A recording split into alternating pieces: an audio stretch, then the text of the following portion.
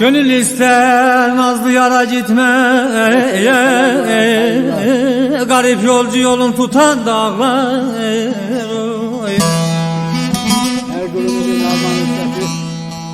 Sanki bir çobandır çalar kavalı, bülbül diliyle öten dağlar.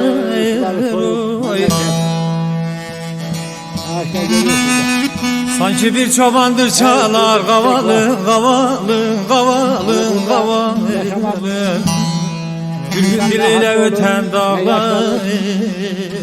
Görüyorsun çiçekleri.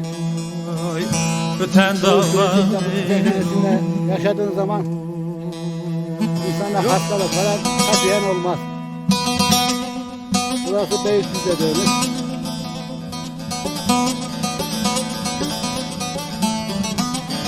Ne dersin?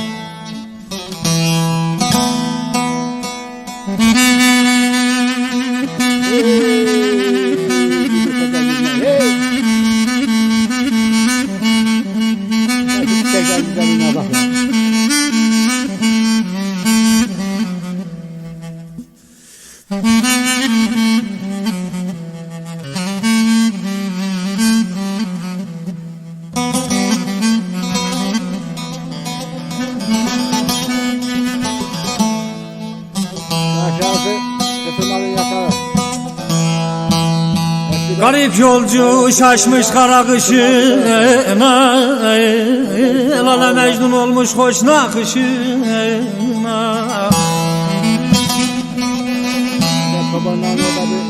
Gelin gibi vala takmış başına, üstünden çarşaf atan dağlar.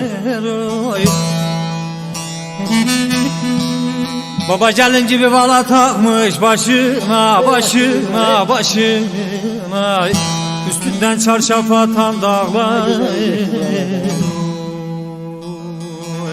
Atan dağlar. Çok mükemmel bir yer.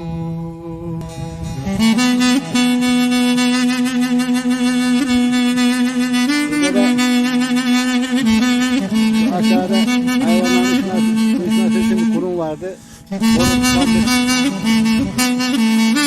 Muhtar Emrah Bey'in azalarla beraber, köylülerle beraber geldiler. Orayı tamir etmeye.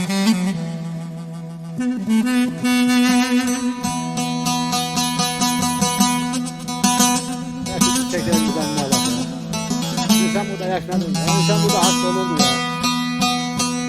Aşıklar söyledi, halini yazdı, halini yazdı. Ferhatlar, Leyliler hep sende gezdi.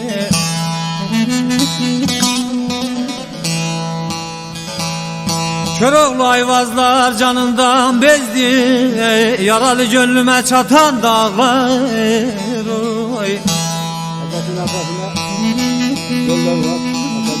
Köroğlu ayvazlar canından bezdi, vak bezdi, yaralı gönlüme çatan dağlar. Bayağı zamanlar çatan dağlar.